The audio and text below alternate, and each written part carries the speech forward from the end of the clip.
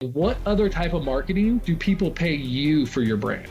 I still haven't found it. Every other type of advertising and marketing, I'm spending money on ads, I'm spending money on billboards, spending money on radio. I don't know any other forms of advertising where someone goes, here, let me buy your brand and pay you money and I'll go wear it around. I go, there's nothing else like it. You've been doing this for 17 years. Is there a stopping point? Do you plan on exiting? Do you plan on doubling down and growing? I'm doubling down. Like, I am going all in. After 17 years, I feel like we're kind of just opening the can. It took me 17 years to get to 25,000 square feet, to build a 40 people team. And I'm like, we're barely ready to do our best work. Austin, let me ask you this. What would be one of your best pieces of advice that you can offer to someone who's starting a business? Push the car down the hill and figure out how to jumpstart it on the way, instead of like standing around trying to plan everything and making it perfect, to find out that there's not even a customer base for that. Get the leads, pre-launch the crap out of this thing. Doing the work and getting the customers are completely different things. By the time it actually launches, you should have built up this clientele that why can't you do 30 grand day one? What have you found has been one of the biggest and most daunting problems that you either have yet to solve or have solved to help you elevate to the next level? Laser focused and motivated on achieving a few things. I checked the box. I instantly realized there's got to be more. My shift had to go from like, I want to achieve things to I want to help others do it. I don't want to have a company that's just big enough that it takes care of me. I want it to grow so big that everybody in the company has opportunity of upward mobility and growth. And that's why I had to almost set my goals a lot bigger than I thought I needed to, because I got to the point where I'm like, cool, I'm okay. And then I look around and I'm like, I can't be the only one that's okay. All right, everybody, welcome back to another episode of the 1% Podcast. I'm your host, Vin End. And I'm Shane. And today we're joined by our man, Austin Boyd. Welcome to the show, brother. Thanks, man. I'm really happy to be here.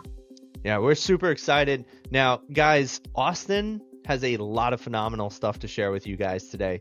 He's going to talk about what it took to build a high-value print shop, some of his newer business ventures, and he's also going to discuss a lot about what it looks like to truly be a man of value and a man of virtue. Now, that may or may not seem like it's something that's important in entrepreneurship, but Austin's really going to get into how he's really built an entire business, worked with some of the most amazing and powerful brands in the nation, purely because of the fact that he puts emphasis and value on what it is to actually connect, what it looks like to be more of a go-giver than a grabber and a getter. And that really has a deep, deep impact, as he describes, on his philosophy of entrepreneurship and just living in general. So guys, we have got a really powerful show for you. I could tell this is going to be one of my favorite conversations of the year. So let's stick around. Let's see what we get from this. And I'm excited for you guys to listen to today's episode. So let's jump in. All right, Austin. So can you tell our audience a little bit about who you are, what you're building, and how you've done it? Yeah, absolutely. So my name's Austin Boyd. I'm in Las Vegas. Man, I can't believe it, but I'm on year 17 of still building my very first business, which is crazy because I'm only 34. Every time I say it, it sounds weird. But man, I started in 10th grade making t-shirts and selling them to my friends. And it started like that. And then had this idea that it'd be super cool to just make something creative. And 17 years, to put it together real quick, 17 years later, we built a live print shop. We're doing merch and swag for businesses, brands, and events for companies all over the place. I mean, from professional sporting teams to Fortune 500 companies. And it literally started sitting in class one day, sketching on a notebook, and running into a kid that was wearing the same t-shirt as me. And it made me so mad. It made me so mad because I thought I went to the mall and spent $35 and got something unique. And it just put me down this path of starting a business. Last year, we started our second business, started getting into investing. So right now, I guess I'm a business owner, investor. But the crazy thing is, man, after being 17 years into it, I'm actually more hungry, like more passionate, more curious and excited about like growing and learning more, because I feel like I finally have the tools to actually grow and take things and scale to the next level. I love that. What's really funny is I actually have my own dream to have an apparel line. Oh, really? Shane, did you know that? No, I did not. Yeah, is it just black shirts? it would actually be only black shirts with nothing on them. No, it's We can solve that in about 15 minutes. Done. Right. We're gonna solve a life goal right here. So no, I actually have I've always been a big fan, and maybe because my mom instilled it in me, but she always said dress well everywhere you go, because you never know who you're going to meet. So I've always been a big fan of feeling very good in my clothes, and as you feel good, you or as you look good, you feel good, right? Yeah. And so I've always really had this thought of, I know what I like. I like athletic wear, and so I wanted to come out with like different kinds of lines of motivational athletic wear, some sort of a leisure kind of brand when you're at home, maybe more of a high-end brand. And so I've had these different ideas in my head, because one of my ultimate goals is to have a whole lifestyle brand, and these would be a part of the lifestyle brand. And so one day I too will have a nice apparel line. I just don't know if it'll be something that I'm working on as heavy as you, man, but that's impressive. Well, you know, the funny thing is I got into this because I wanted to make my own brand.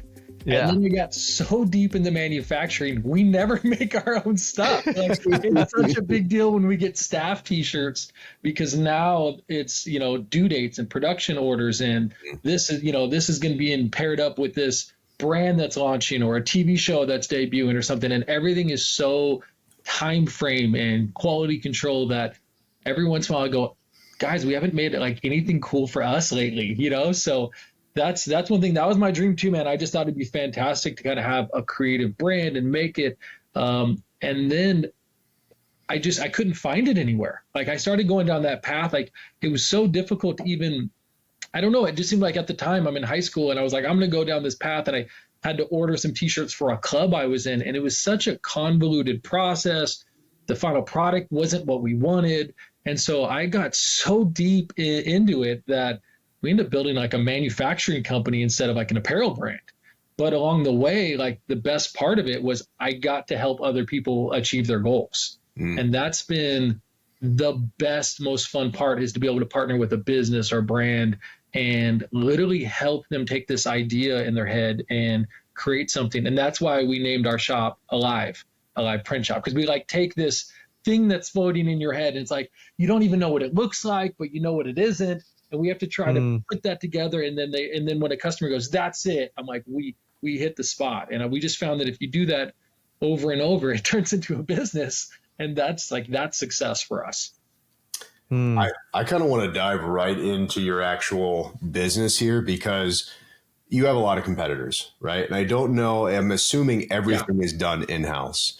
So I kind of want to understand your thoughts. You've been doing this for 17 years. Is there a stopping point? Do you plan on exiting? Do you plan on doubling down and growing? And also, with everything that's happening right now, I mean, it's now September 12th, right? Everything that's happening right now with the tariffs and overseas and cheap labor and cheap material, do you see that as an actual threat? Does your competitor see that as an opportunity? What are your thoughts on that as well? Oh, those are good questions. Man, first of all, I'm doubling down. Like, I am going all in.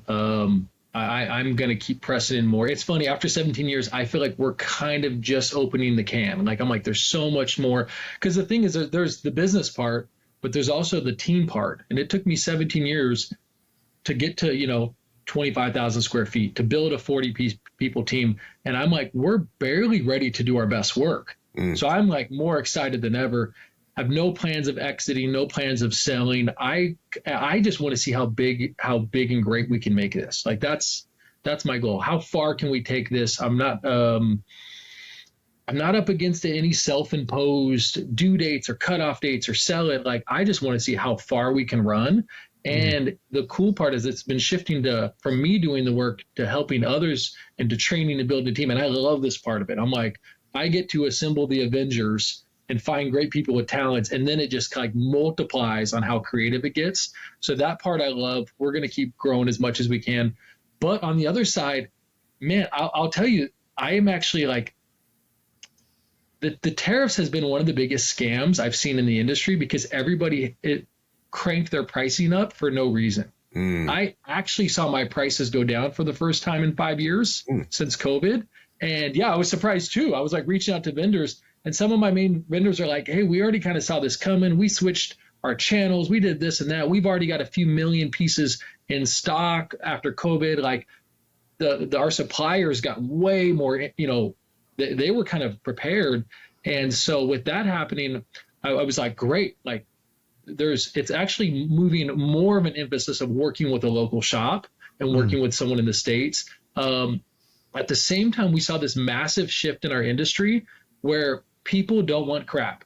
People don't want cheap. Amen. Like who wants cheap stuff? Like if you walk around at a trade show and they give you something cheap, you're going to throw it away. Like you'll take the bag because out of obligation. And then you're just instantly looking for like, where can I drop this off somewhere else? And cheap, if your merch is cheap, then people automatically take your brand and they go, you must be cheap. Yep. And what I love is I love working with like not necessarily high-end brands, but people that are doing interesting things. I'm working with high-end realtor brands where they have 100 or 200 agents, and the last thing they want is cheap. They actually want quality. They want an emphasis.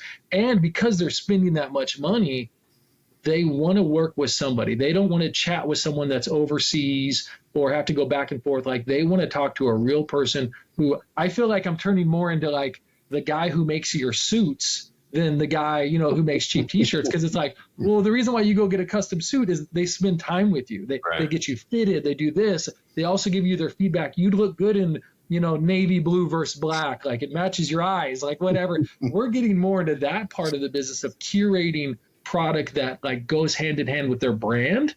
And then what we're finding is cheap stuff doesn't sell. When the client invests more into high quality, their customers actually love it. So it sells out faster. So yes, it was a bigger investment in the beginning, but the sell-through rate is better. The profit margin's better. Now, like you have people out there wearing your brand.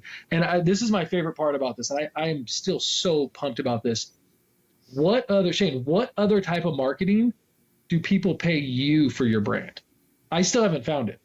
Every other type of advertising and marketing, I'm spending money on ads. I'm spending money on billboards, spending money on radio. I don't know any other forms of advertising where someone like goes, here, let me buy your brand and pay you money and I'll go wear it around. I go, there's nothing else like it. Like it's the coolest from the advertising point of view. It's the coolest thing out there that someone would pay you to wear your brand. Like it's the coolest thing. I think your dream also is in line with, our current president, his dream and doubling down into America and bringing industrial plants back in. And to be honest, it's kind of stand true to, as America's actually been formed, is we love things made in America, right? Yeah. Like that's been the big advertisement, made in America. I think as far as, your suppliers for cloth or whatever the case may be, being prepared for these tariffs and transitioning to, countries like, South America and Mexico, where the tariff percentages are a lot smaller comparatively to China or other things like that, is just absolutely brilliant. I love the fact that you're doubling down on yourself, that your team, that your vision, and you're actually believing in this factor. It's actually a breath of fresh air. Now, if we're really going to put this to the test, robotics and AI is huge. It's here. It's also coming. How do you see that affecting you and your business? Dude, I love that question. And so I keep going back to this YouTube video that I saw about 5 years ago. And this is the weird factor about soft goods. Hard goods, you can manufacture with machines all day long and robots. The problem is all apparel is soft goods. And there was this video that came out about 5 years ago. I think it was from Toyota. I'm not sure if it was exactly them, but they gave a robot a towel and they asked this robot to fold laundry. And it took the robot about 3.5 hours to find the corner of the fabric and then to start working on it. And obviously technology has changed, but like the weird thing about soft goods is I still think we're 10 years away before a t-shirt could a robot could pick up a t-shirt and actually find where to touch it and where to load it and where to, arrange it and manipulate it. because soft goods are just like that. They're stretched, and there's all these variations where, man, eventually there'll be automation that can do it, but I don't think it's anytime close. I mean, we're automating as much as we can. When I started, we were pulling a squeegee, with our bare hands, and we were holding it. We were moving the screens and doing that. Now everything's automated, but there is a person that puts the shirt on the machine. And until some crazy breakthroughs can happen, it's still apparently it's taken a robot a few hours to just identify what part of the shirt is the sleeve. And so that being paired up with the fact that, yeah, stuff can be made overseas. Here's what can't be made overseas. The fact that no one is preparing to wait 60 days. If your event is next week and your merch drop is 2 weeks, like, the one thing that you can't factor overseas is that people drop the ball all the time. Like they're just late, or there's this opportunity that just popped up, and we can't wait for the item to be manufactured back and forth and get on a boat and do the whole thing when I need to be on a trend because I'm doing a merch drop next week or something like that. So those kind of things, I really don't see us going anywhere as long as we still keep having conventions and stuff like that and new ideas. There's going to always need to be a way to have things done like within 14 days or less. I still think there's something to be said about people companies as well. I think that's going to be the bigger thing, down the road is, making a statement that this is a company ran by people, ran by Americans, made and assembled and actually in America, comparatively to just going the cheaper, quicker route when that eventually does happen. It sounds like you're on the same page of, going with the people route, right? I think eventually it's going to come to a transitional point where you have to make decisions. Do I go the cheaper, more cost-effective, or do I go the more humane route? Which is crazy to even say that out loud, that we're going to get to a point where it's going to be, robots versus humans. And I don't want to make this podcast transition into that point, but I like where your head's at. I like where your element's at. I hope that it is 10 years to that. And I look forward to being in this relationship with you long enough to say, okay, awesome. It's been 10 years. What's your decision now? The other quote I heard, which this is what stuck in my head, is it's not that AI is going to replace people. It's people using AI will replace old ways of doing things. And that's the part where I'm like, I'm not scared of any of it. Honestly, there's something just so amazing about craftsmanship, about someone that, physically does it. Because we're in a weird section between like our guys that are running printing presses. They're somewhere between an artist and a mechanic. They've got they're doing like maintenance on the machine. They're setting it up and they're turning, different parts and switches and everything, but they have an eye to catch it and make sure the colors and the print and everything looks good. So there's just this blend. And when you get someone who's done it for a few years, it's amazing to watch. Like, it's amazing to watch someone make something. And so I think this is actually this is opening up the industry more for me, because now AI is creating new design opportunities where now people that wanted to make an entry into the market, like Ben's like, oh, I always wanted to do that thing, but I wasn't a designer. I didn't want to wait, pay $30,000 to have someone go design the thing. You can conceptualize things so quick, from thoughts to designs to even full on concepts without it ever having to cost you $1. And now you can make an entry into the market. So I think we're going to see more creativity actually like turn into product in the next few years. Yeah. Well, I think that this is all a really interesting conversation, right? Because AI it's here. We talked about it a lot on the podcast already, and we talk about it with almost every guest because we get this privilege to interview so many fascinating entrepreneurs from so many different walks of life. And what is there? There's somewhere around the realm of like 300 or something plus different industries in this world. Right. And each industry is going to be impacted so differently. But what's also really fascinating is always the human element of business to me. Yeah. So you've been doing this for 17 years, right? You've been doing it since you were 10 years old. You've built a company. Not 10. Right? You got 17. Pretty close. 17. It's okay. It's all right. He's been doing it since he was 10. He's selling T-shirts made of marker to friends in the school, brother. It's just 10. It's okay. And maybe he's doing it even earlier. He's selling candy when he was 7. Who cares? Anyway. weren't we all though? Come on, like weren't we all like Dude, trying to find hustles in elementary school? Lemonade, yeah. listen, I live in New York. I was out there every fall raking leaves, every winter Yeah. shoveling snow. I was doing it every summer de-weeding. I was out there. I was trying to make $1. And so there's an aspect to this, and this is what I love most about what I do, is watching people grow, watching their mindset blossom, watching their communication, their leadership skills develop. What would you say has been one of the most necessary skills you've had to develop, and why as a leader? Oh man, that's good. Like working with people and building a team. I think that has been the biggest impact on my life, and learning how to work with people, and learning that when you have good people, like you kind of get out of their way. Like I never thought myself as an organized person, and I had to get over that. And I never thought of myself as a creative person. I thought you were only creative if you could sit down and draw a masterpiece. And I'm literally in the design industry thinking I'm not creative. And so it was like the biggest part was like, I constantly, and I hope I never stop doing this until I die, I want to keep pushing the boundaries of who I think I am. Like that's the part that I think it started. And for the last 17 years, I've been pushing the boundaries of like, okay, I make t-shirts. Like, oh, okay, well, that's it. Well, it's like, well, now I have a team that makes t-shirts. Now I have a business that does this. Well, now I'm not even a t-shirt maker anymore. Now I'm a business person. Now I'm dealing with HR. Now I'm dealing with employees. Now I'm like, my idea of me is that I'm ever evolving. Like that's the only way I can figure out, because I spent 5 years out literally learning how to run a press. The next year to only learn how to teach someone else how to run the press and never touch it again.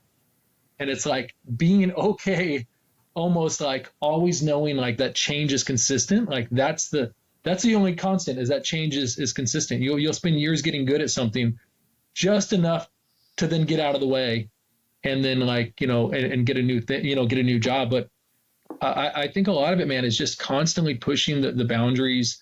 But a lot of it came from, I got exposed to Jim Rohn early on, and I listened to a lot of his. I don't know if you guys know Jim Rohn. He kind of predates Tony Robbins. And so Tony Robbins' mentor. His mentor, yeah. So I got exposed to him when I was a teenager. Someone gave me his CD, and I would listen to it driving to school every day. And he would say this. He would say, don't try to get through the day, try to get from the day. And I would listen to that over and over. He said, everyone's trying to get through the day. Be someone who gets from the day. And, he would say things like, like when it comes to like everyone going out and trying to get something, he's like, don't try to do that. Try to become somebody, and try to become a person of value in these different things. And I was trying to understand that as best a 16-year-old, could, like, and so I just went after that. I still listen to the same things. And then I started reading like John C. Maxwell's 21 Irrefutable Laws of Leadership, and then just going through it. And I mean, the one constant thing is I constantly have to be changing. Like what got me to our first $1 million in sales did not get us to our second. What got us to $5 million in sales won't get us to $10 million in sales. What got us to 5 employees won't get us to 50 employees. And so it's weird to say that it's not a single thing, but it's just being okay with the concept that things are going to constantly change. And I'm not here to fill a position. I'm here to be a part of the team, and that's going to keep evolving. It's very well said, because it's extremely important for people to understand that. There's 2 major concepts in Japanese that I absolutely love that illustrate the importance of growth and fulfillment. And so ikigai is the term in Japanese that speaks about what your fulfillment is, what your purpose is. It's the thing that you love doing. It's the thing that the world needs more of. It's your vocation. It's what you could get paid for. It's where your purpose and your fulfillment lies.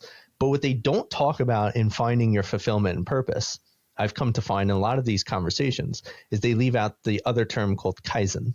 Kaizen is the term that talks about consistently working on things in your life, consistently working on improvements and growth, and how you can take what it is that you're doing and always elevate it to the next level. And so I love that you're highlighting this. And I'm equally as curious, because we just talked about what's the most important thing you found as a leader to your growth and your company's elevation. What have you found has been one of the biggest and most daunting problems that you either have yet to solve or have solved to help you elevate to the next level? That's good.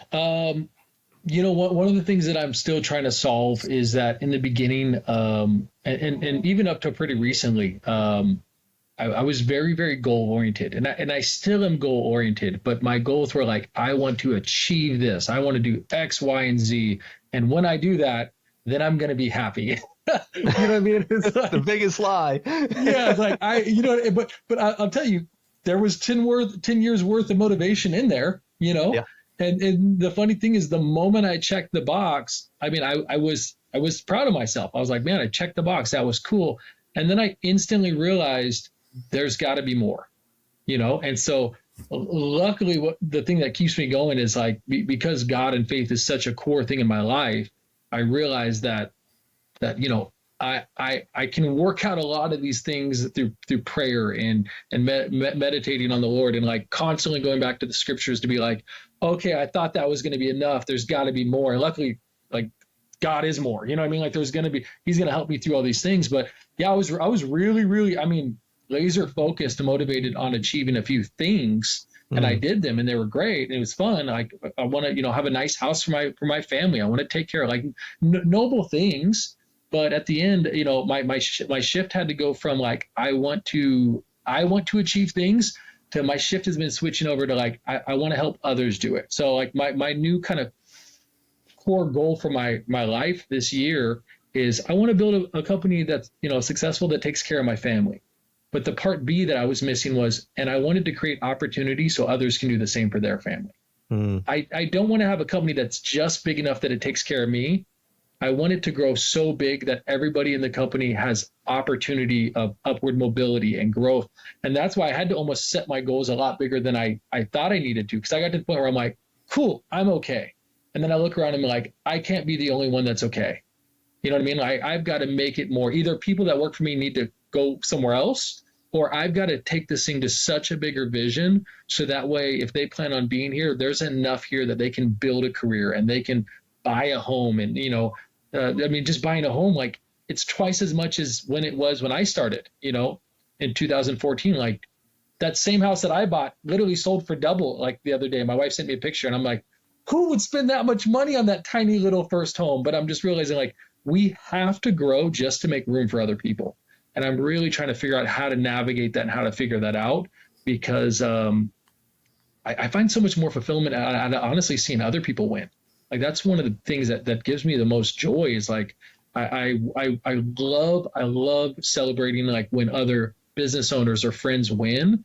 I love that so much. I'll be the first one at your house with a roll of paper towels when you buy a new house. Like I'll be the first one, be like, bro, come pick me up in your new car. I don't care if it's something amazing. I don't care like whatever the car is. If it's new to you, I want to ride. Like, you know, and so I love that. And on the other side, I hate with a passion. I hate when I see people start doing well and they start getting crap from their friends and family of, who do you think you are? Oh, you must think this, you know, and I'm like, all this person is doing is pouring on all their God-given talent. They're doing their absolute best. And it blows my mind all the time when they start getting hate from the one people that they want affirmation from, because I think their success starts making everybody feel uncomfortable because everyone knows they're capable of more. They're just not doing it in their own life. So when someone starts doing well, it's almost like people start pulling them down. And I hate that.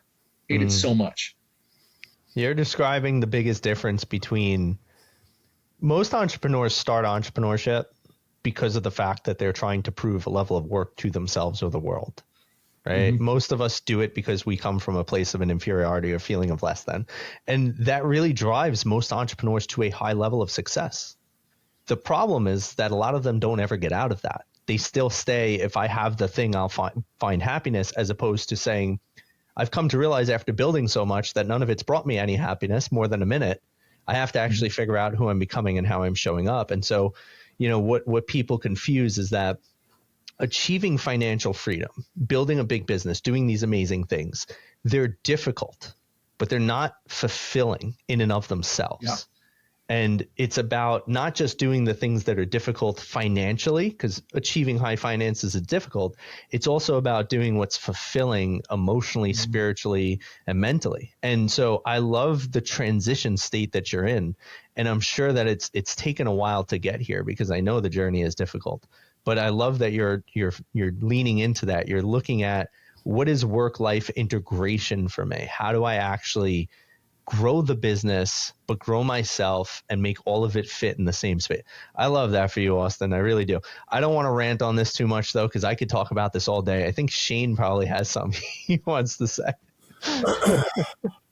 I have a lot to say about this, strictly because I was mentally in that position that I talked to Vin about this a few years ago, where my business, made a certain amount and accomplished a certain thing, and nothing changed, right? As far as like how I felt. Literally it didn't, right? Once know the feeling. when you get to financial security and, my wife doesn't work and you don't have to worry about the bills being paid, and, you start get the focus on investments and having income coming in from north, south, east, and west, whatever the case may be, all money does is enhances your security. And you're also able to buy more materialistic things. It's funny. And I never thought ever I was going to be quoting Will Smith, but he says the two things that essentially you find yourself is when you hit rock bottom and when you hit the peak. And he says the only things that you come to when you're actually hitting to the peak, after you've overcome the material wealth and, the successes, quote unquote, and when you are on top, is there's only one way, and it's to either jump down.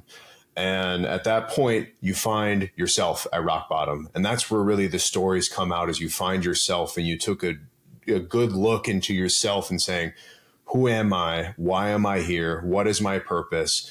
And he's like, if you continue to essentially focus on this material world, you'll constantly be hungry for more material. And you'll find out that it's a temporary feeling of relief. But other than that, now it's like, okay, well, what else can I get?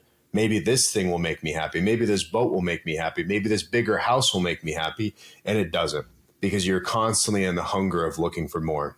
So I definitely resonate with everything that you're saying. And I love that you're putting back into the people and how can I help and how can I provide and how can I give? Because in my opinion, the Lord, and I want to make this into a religious podcast here, but that's really the only true, the true desire here is have I done what's in your eyes? I really don't want to make this into a religious aspect. Just do it. Damn it. Share your view. I feel like I said what I needed to say in regards to that. And I don't want to be strongly opinionated into, religious values onto this channel here. You should. But I definitely resonate with what you're saying. In regards to seeking approval, this is the exact reason when you come into entrepreneurship and a business owner and you've reached a level of success, Vin and I also talk about this a long time, it's lonely, right? And you've kind of alienated from the people that are no longer in the same realm as you, meaning the friends that you had in high school and college that are still drinking and golfing and still having the jobs, which is great. You now start to resonate with them with just golfing, with, hey, these are my guys that I just go to my car thing with, that I just go to church with. Other than that, you don't connect with them on a deeper level, especially when you're an entrepreneur.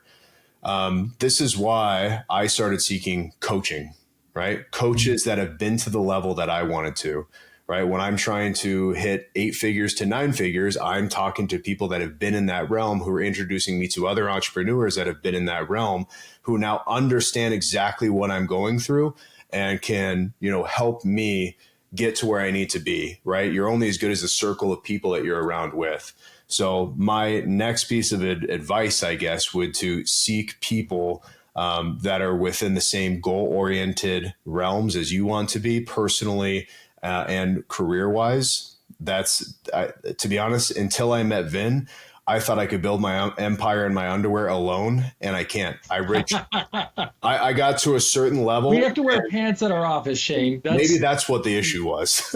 Probably, yeah, that's the problem.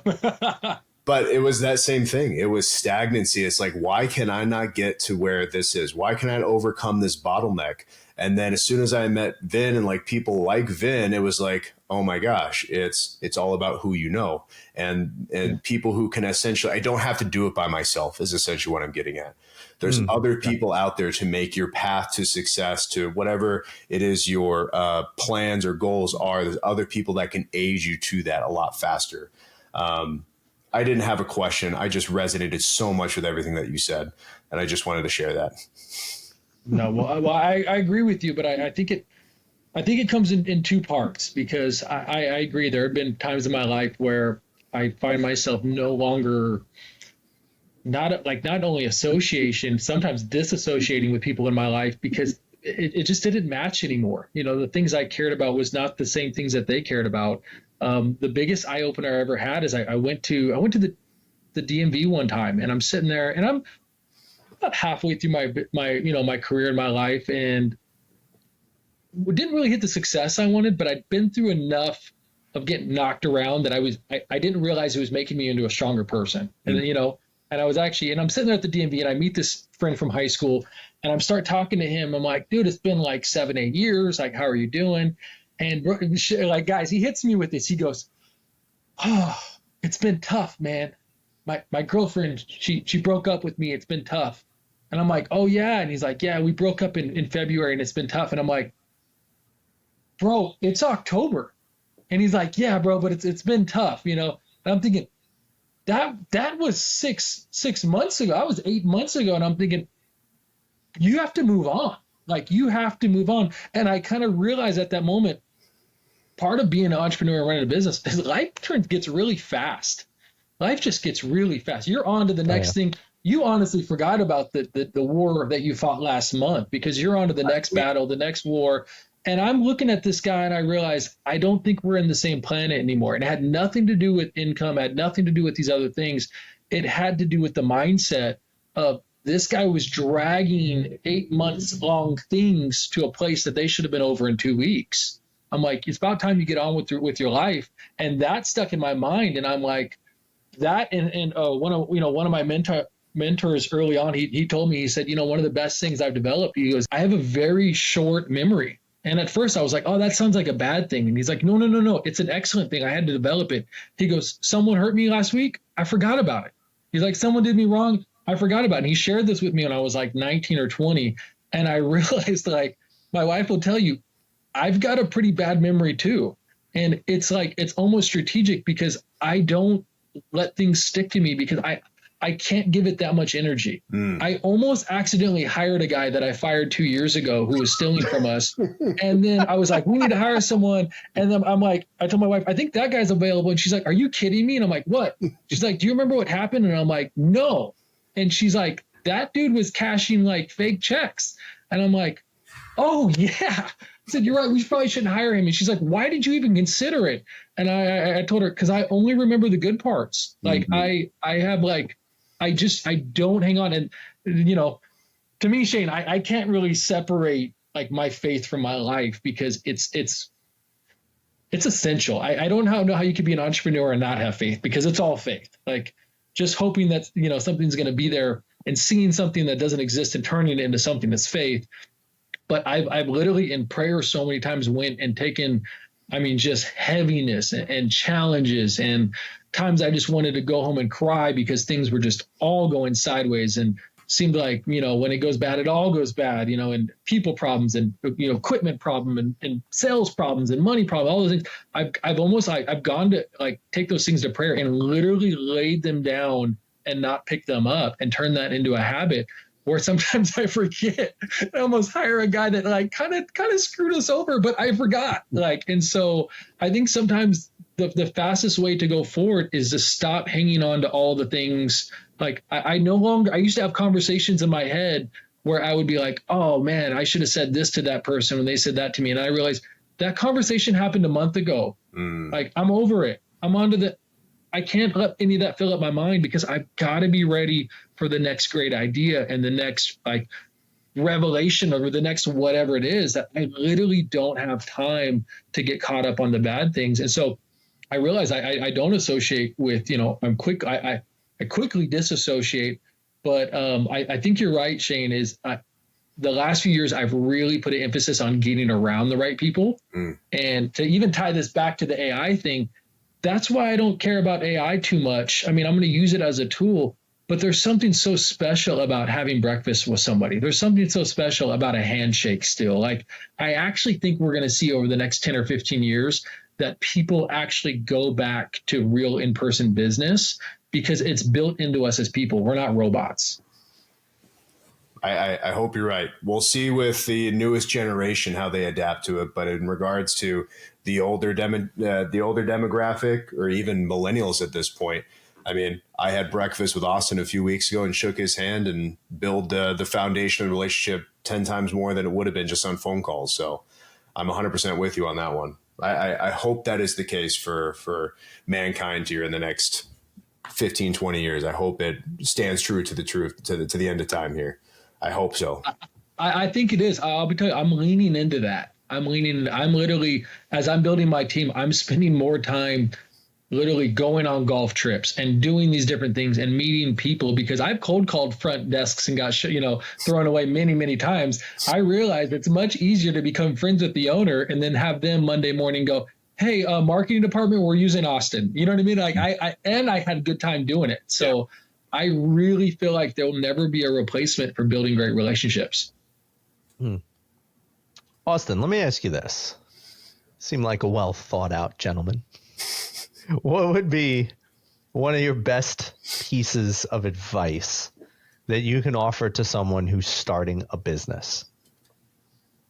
Just go for it.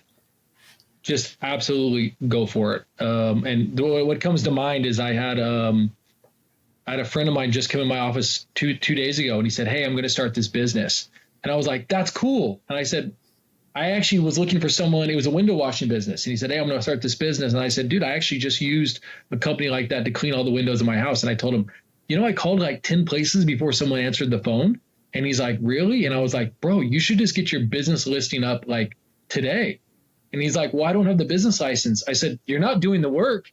You're just putting a website up. Just get the leads. I was like, get the leads, get the pre-launch the crap out of this thing. And that's what I've learned a lot is like, just go. Like sometimes I think it's better to push the car down the hill and figure out how to jumpstart it on the way instead of like standing around trying to plan everything and making it perfect to find out that there's not even a customer base for that. Like I think I love to try things out as much as I can. And I've learned from a few friends of mine. So we opened a laser med spa last year.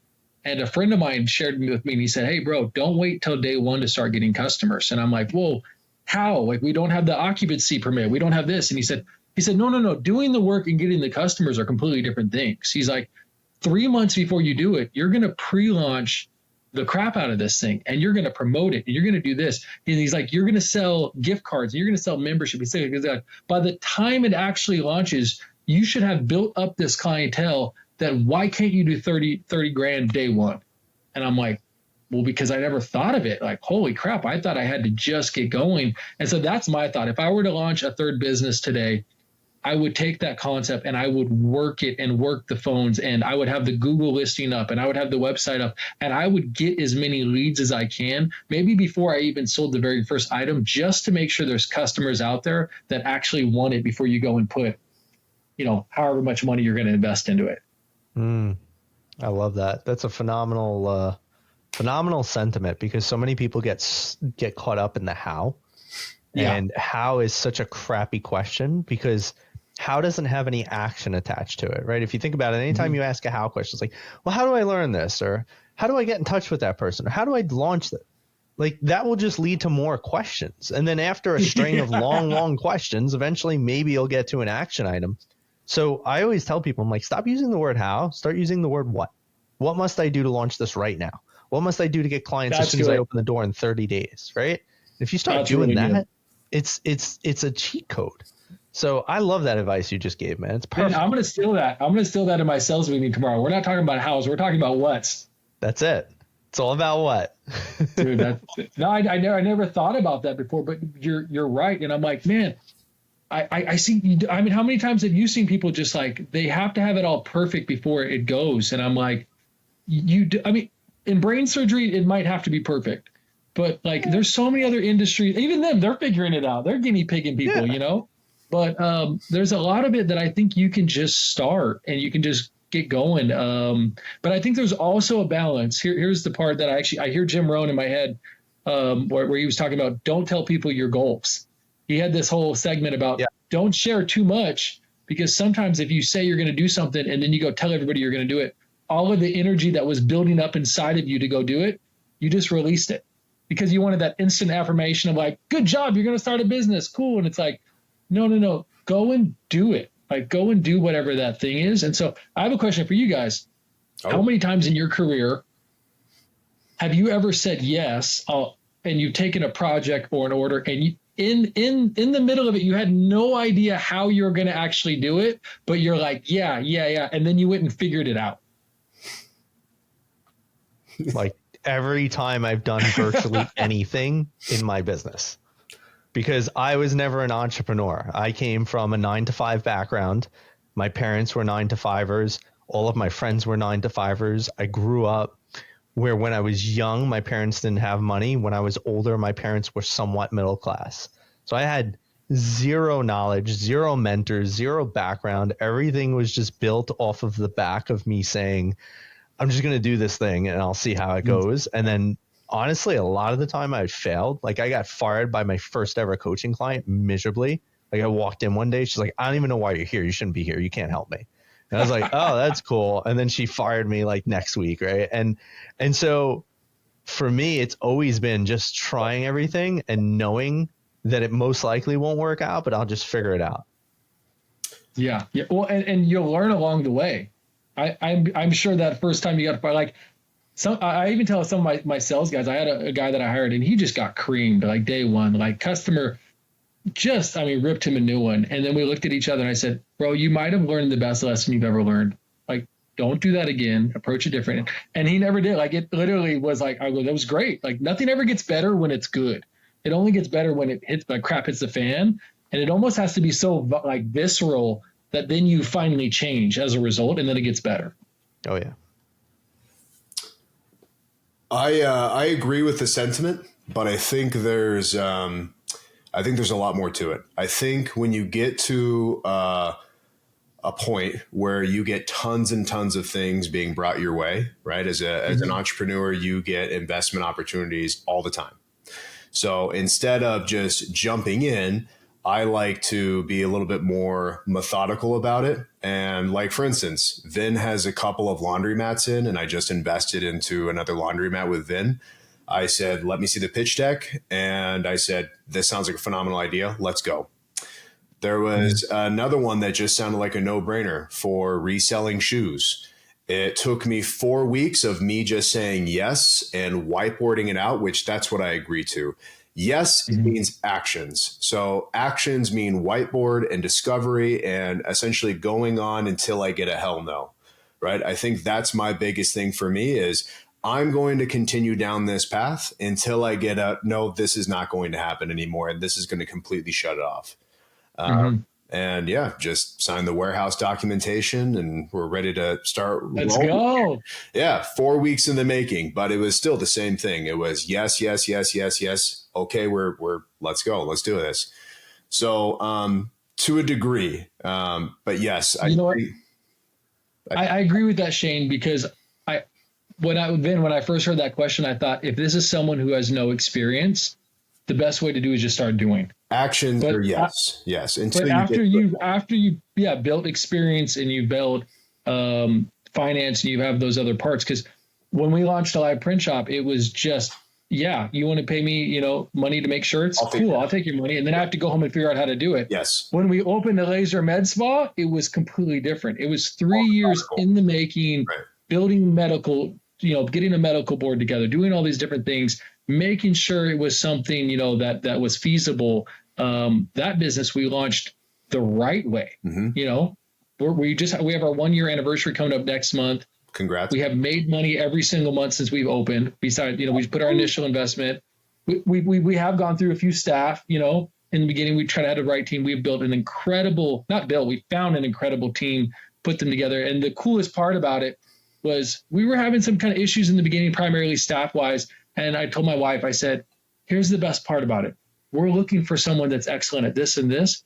There's someone out there that's looking for a place to work at that will care about them, that will, have good equipment, that's well put together. I go, we just have to put those things together. Yep. And so the only reason I had that mindset is because I have screwed it up so many times for so many years and worrying for a month about something that didn't even make sense. Mm-hmm. So I said, let's just faith and positivity from the beginning. And then we took action. Let's go find this. Let's go. And we were also more clear on who we were looking for, more clear on that. So first time people, I say, just go for it. Yep.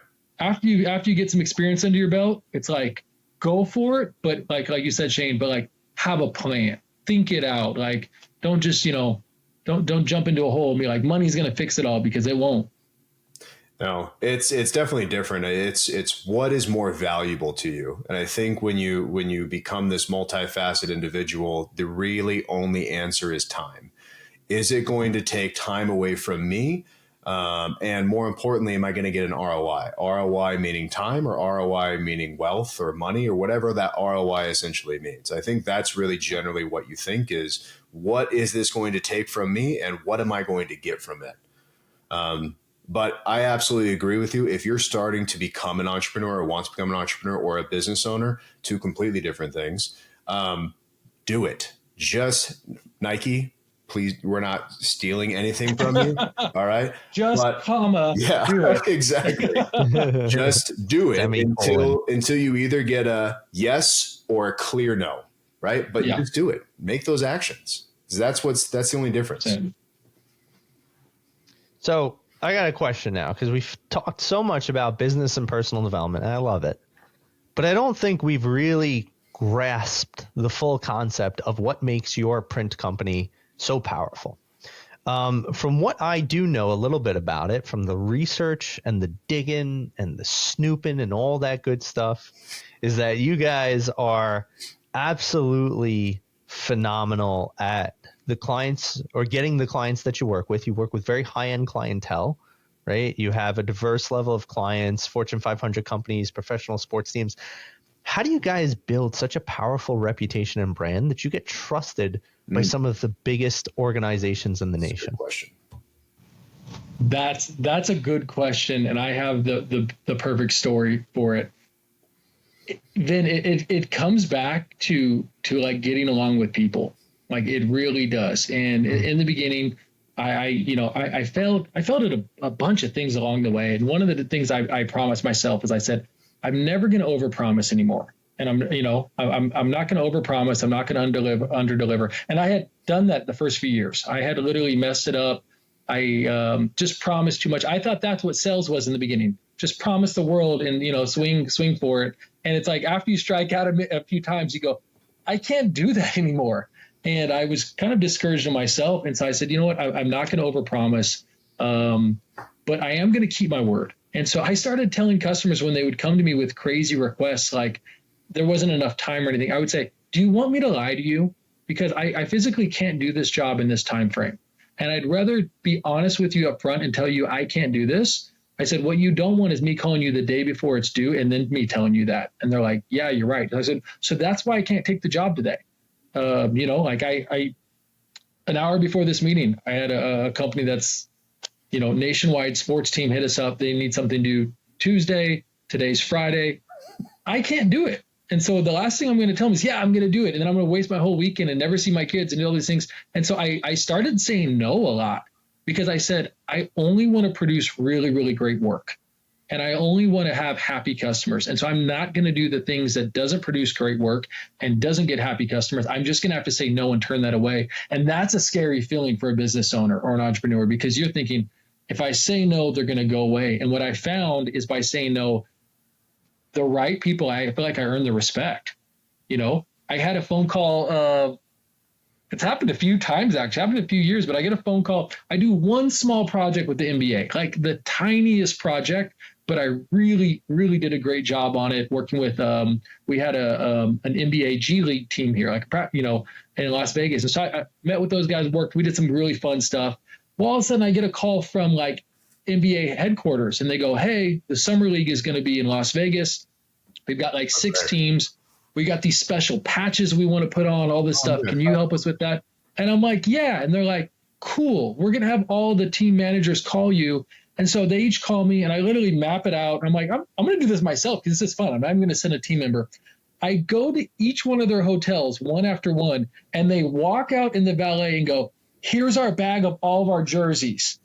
And they go, you have the patches? I go, I have the patches. They're like, what's your name? I'm like, I'm Austin. And they hand me the entire duffel bag of all the jerseys they need back tomorrow. And I take them and I put them in my car and I go to the next one. I go to 5 different hotels and I've got 5 team jerseys plus all the refs jerseys. And I go, none of these people have any idea who I am. But my reference said Austin's the guy. And so I'm laughing. I'm thinking, Shane, I'm looking at the memorabilia in behind you and I'm going, I could go on eBay right now and sell. I mean, I'll go to prison, but like, look, like I've got a gold mine in my trunk. But I said, as I'm joking about that idea, making myself laugh, I realized the gold mine is me keeping my word. The gold mine is me doing a great job and following through. And literally, I, got everything done, made sure it got delivered. Really, really did a lot of white glove service on that. And then, next thing they're all playing and everything goes great. And then they call me back and they're like, wow, this is one of the first time the patches didn't fall off mid-game that had happened somewhere else. And I was like, cool, we did a good job. And we literally have just done that for 17 years. Like that's it. There hasn't been any amazing thing.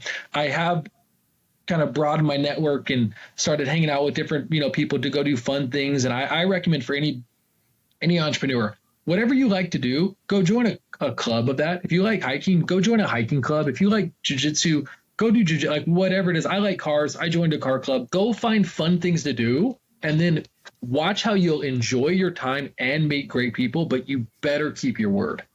You better keep your word. Well, I absolutely love that story. Yeah. Because the biggest thing that has actually, what I believe has skyrocketed my life, and I was talking about this with a friend of mine earlier today, funny enough, was that it's all about looking to see how you can provide value to others. Mm-hmm. If you are literally just some entrepreneur or somebody out there who's listening to this right now, and you're wondering, how do you step up into bigger and better circles in life? It's become someone of value, do something that is valuable for others, and stop worrying about what you'll get for yourself in return. And that's what I truly have believed would make my life better. And over time, it indefinitely has. It's definitely been the biggest cheat code. And see, the problem is that most people are always looking to see what they can receive instead of what they can give. Yeah. And the business world is filled with takers. The business world says, for me to be successful, I need to figure out what I could get out of you. And if I can't get anything out of you, there's no point for you to be in my life because you're a waste of my time, my energy, my effort, my space. And what I like to do is I like to look at people and I like to ask, what can I give to you? And it's such a shock factor because most people are always sitting there like, why? If you give me that, what are you looking to get from that? And it's like, nothing. Can I have your friendship? And they're like, this is weird. I'll go with it. And then eventually it's like, oh, that's all you want. That is truly all you want. Okay, interesting. Now you have my friendship. What can I give to you? And it's like, that's not why I do it. But I notice that transition happens many, many times because I truly believe that when you seek ways to make people's lives better, they ultimately want to reciprocate because humans at the core are all good people who want to have good, strong relationships, who want to not only feel valuable by being valued, but want to help you feel valuable if they appreciate you, respect you, love you, care about 100%. You. And the only way they could do that is if they see the genuineness of your heart and the value that you provide. So I think that's so true, Vin. So true. Yeah. I'd like to publicly vouch for Vin as when I first met him a couple of years ago. He didn't pay me to say this, by the way. It wasn't transactional. It was, I want to follow your success. Like this is what he was telling me. I want to follow your success and, just keep up with you. And that was essentially it. It blossomed into this amazing podcast, into a great friendship. He's actually coaching, my parents. He's coaching my entire C-suite. He's coaching a ton of referrals that I sent him away that say the same exact thing.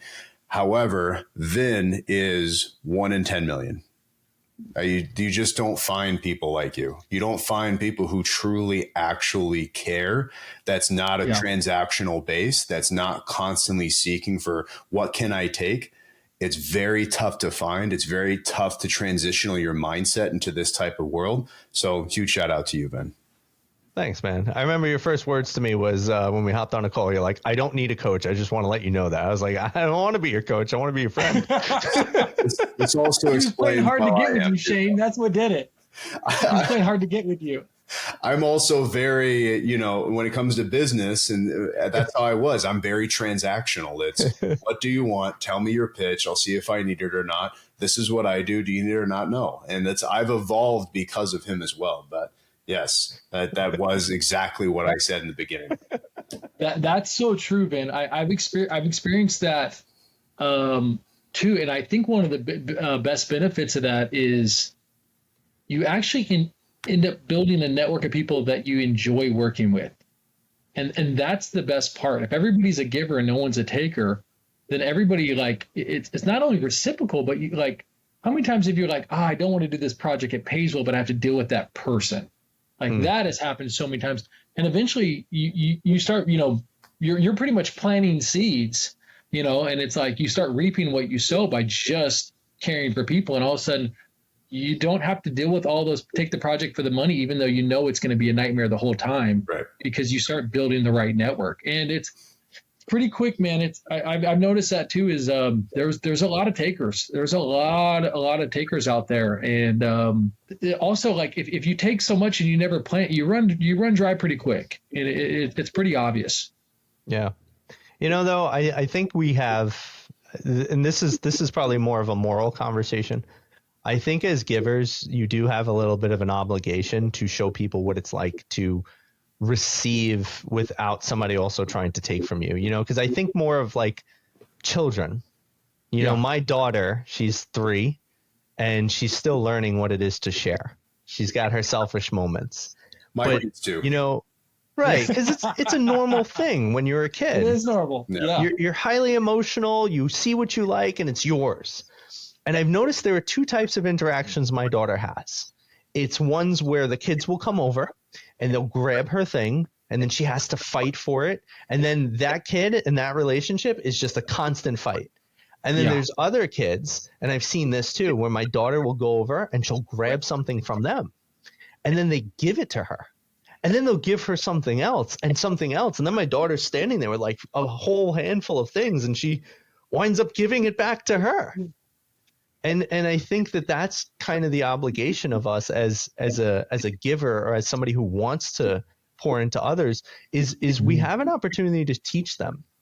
And you get really beautiful moments. Would you mind if I share a really cool moment, actually? Do it, please. Yeah.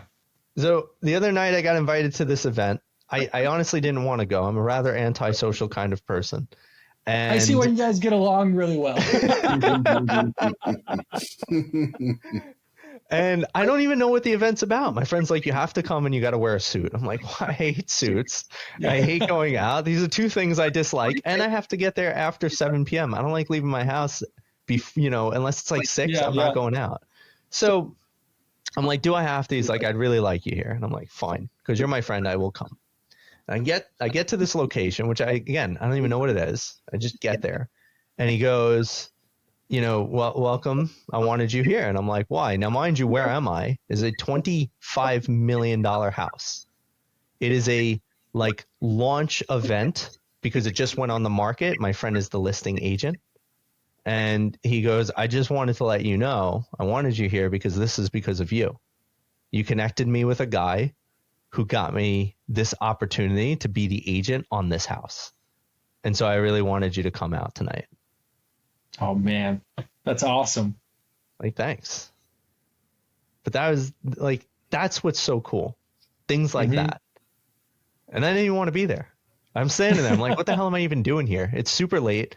I'm in this big unnecessary house, but I'm here for my friend, and that's what's beautiful. And so I love this conversation. I really hope that the listeners are finding value in this too, because I know that this is more than just a moral, ethical conversation. This is a conversation of what it should be like to really step into entrepreneurship, to grow your circle, to grow your business. We need to not be so transactional. We need to be inspirational in the way we provide value to others. So thank you for bringing all this up, Austin. No, well, I'm guessing too, Vin. I'm like, if you were to compare like personal accomplishments to like helping your friend, it actually it outweighs it, doesn't it? Like you're just like, man, I'm like grateful I was even a part of it. I'm like, you're happy seeing your friend do well. Of And course. I think like that's such a, to me, I actually find it actually gives you more fulfillment than you achieving your own thing. You know, like it's a very interesting thing, and that's why, um, like to bring it back to the Bible for the last time is like if you plant, you know, if you do these different things, like they grow into more than you ever planted. You know what I mean? And if you like you sow, you reap it, and these different things. And it's not just about that, but like our mindset is so like take everything like that. But there's a scripture in the Bible that says like the Lord's ways are not our ways. His ways are higher than our ways. And it's like if you almost do everything backwards, it makes sense. You think I need everything, I need to go take it. Well, it's like the solution is actually go and help everyone achieve all the things they want to, and you'll achieve all your goals on the along the way, and you'll be more fulfilled. You know, like that's like I love that because this is something I've been thinking about a lot. Is I'm also the same way where there's like I'll go into different seasons where I'm like I don't want to see anybody, like I don't want to go do anything, but when I do that, I have to make myself like get out of that because I found out there's so much opportunity on the other side of discomfort.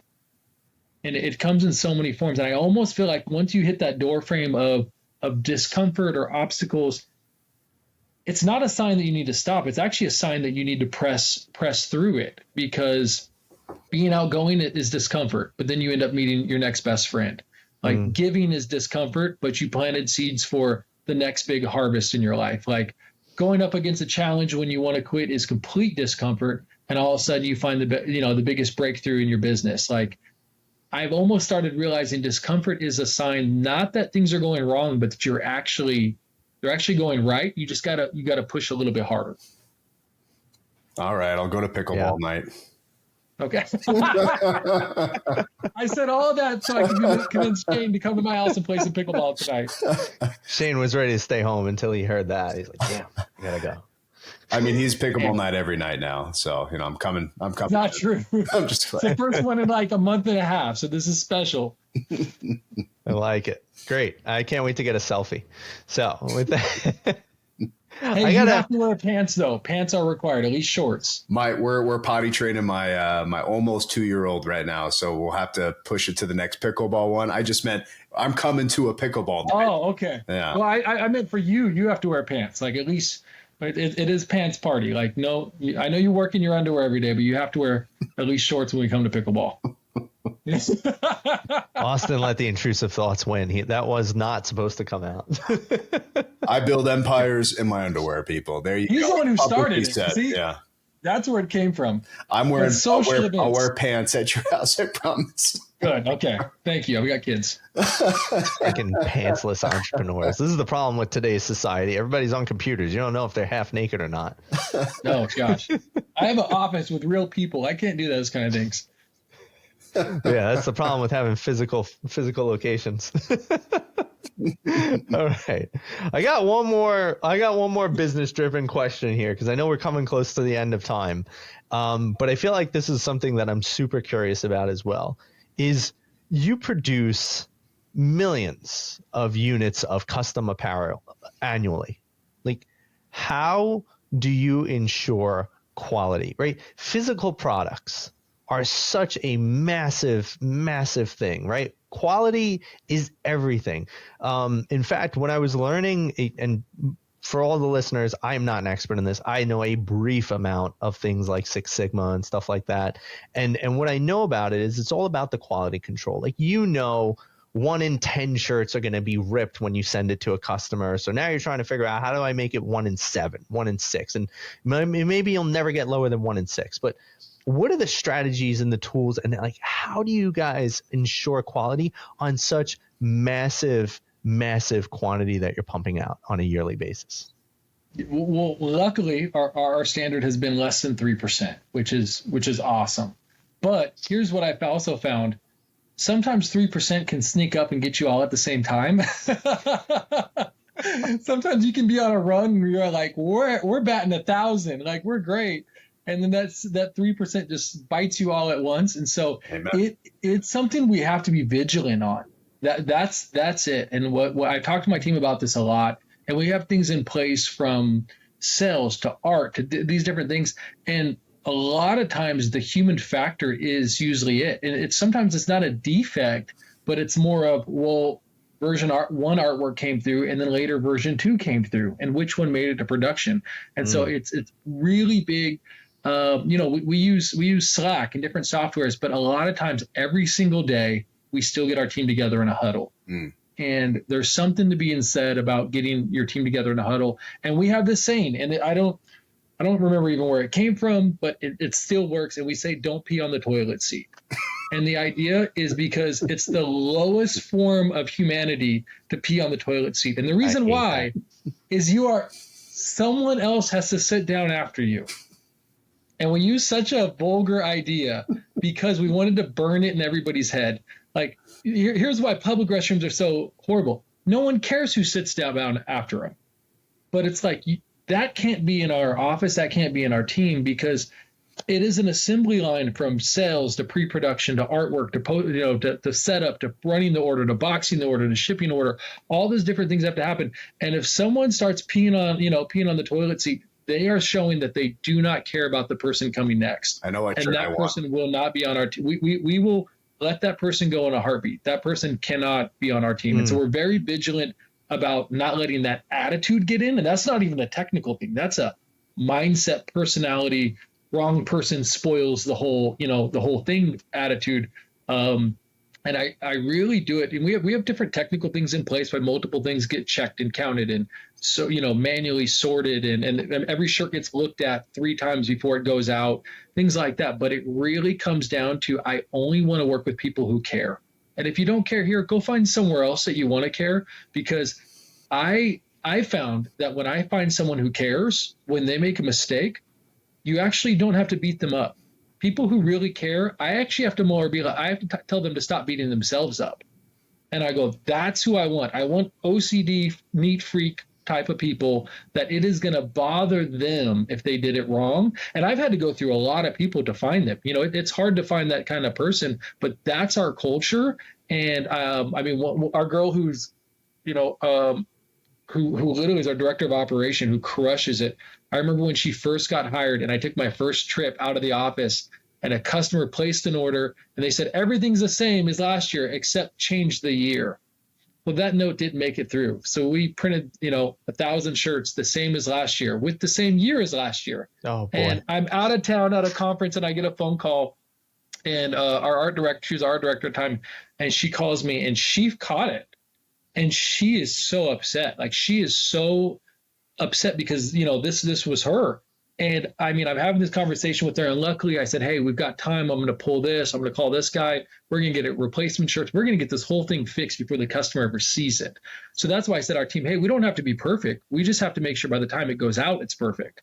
We got to make sure we give ourselves enough time and energy that if a problem happens, we can fix it before delivery date. And so we do. We fix it. We get it delivered.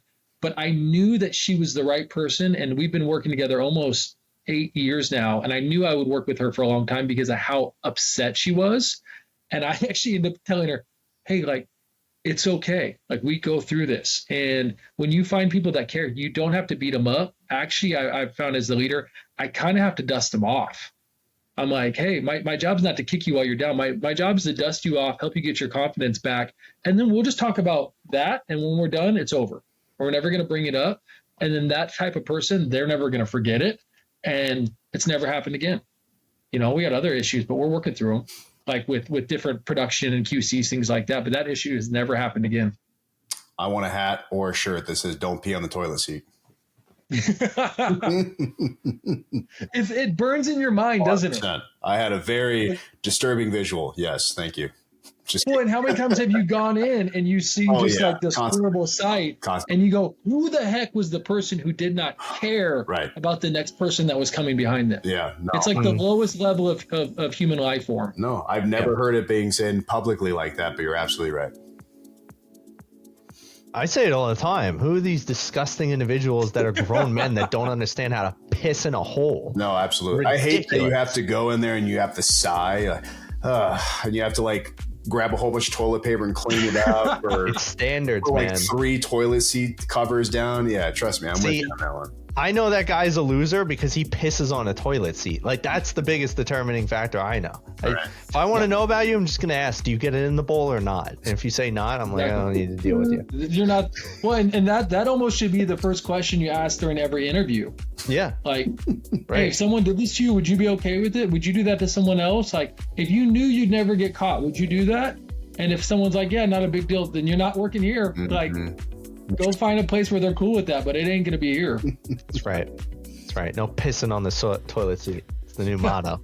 Because if you do that to that, you're going to do that to the person that you're supposed to be working with too. And it's just going to come out in other ways. Yeah, totally. I love it. This has been a freaking phenomenal podcast. I'm super pumped and amped for this to be released. Austin, we're kind of wrapping up here, but before we go, I got to ask, I mean, everybody's got to know this, right? How can people get connected with you, with any of your businesses, the med spa, the print shop? Like, what can people do to either get your product, get involved, or just get connected to you? Shout yourself. Yeah, well, thank you, man. For the print shop, aliveprintshop.com is the best way to connect with us. I love this business because we get to work with businesses and brands, events, churches, all sorts of different groups to make great quality merch. Who should be reaching out to you? Who are your clients? Just real quick, give the overview, your clients and all the different cool things you can print. Let everybody know. Yeah, absolutely. Yeah, anyone that's a business or organization that usually needs about 50 shirts or more, we specialize in bulk. And so if you need merch and you actually care about doing great merch, we love working with clients that care about their brand. That's our favorite clients because we like making cool stuff and we like quality stuff and we like people connecting that with their brand and makes them look good. That's who we love to working with. AlivePrintShop.com is the best place to get connected. If you're in Las Vegas, you got to check out Laser Skin Lounge. That's the coolest thing. I mean, we're doing everything from laser hair removal to tattoo removal, which is phenomenal. Some of the technology out there, we went all in and invested in the latest and greatest stuff. And tattoo removal has been one of the coolest things I've learned about in the last few years. And it's some really great technology. Outside of that, I host an event in Las Vegas every few months called Grow and Connect, where we just get a bunch of business owners, entrepreneurs in a room, have a quick keynote, and then just open it up for like Q&A and connecting. So if you follow me on Instagram, Austin Boyd Las Vegas, I always post about our next Grow and Connect coming up. And it's just a great way, like we talked about earlier, get in the room with the right people, get around a bunch of givers.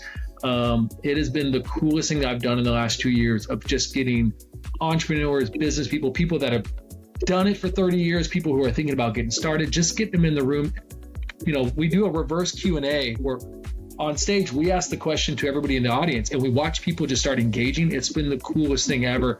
And then everyone makes friends and they, go home at the end of the day. And my new sales director, I met him through our Grow and Connect. The guy's come in, has been killer, helping us go to the next level. And so it's like, you never know who you're going to meet, but putting emphasis on your network, it always pays off. I love that, man. That's phenomenal. If you guys are in Vegas, go to the events. If you guys aren't in Vegas, connect with this man on socials. Like there's so much you should be doing with this guy. Austin, thanks so much for coming on this episode, man. I really loved connecting with you. Stick around for the show for another minute after the show. I got more to talk about. And thanks again. So we really appreciated having you here, all the insights you shared. And I hope everybody shares the same sentiment. Guys, as always, if you like the episode, like, share, follow, comment, subscribe. Let us know what you thought of today. And we look forward to seeing you on the next one. As always, I'm your host, Vin, and I'm Shane. And that was Austin. See you, everybody.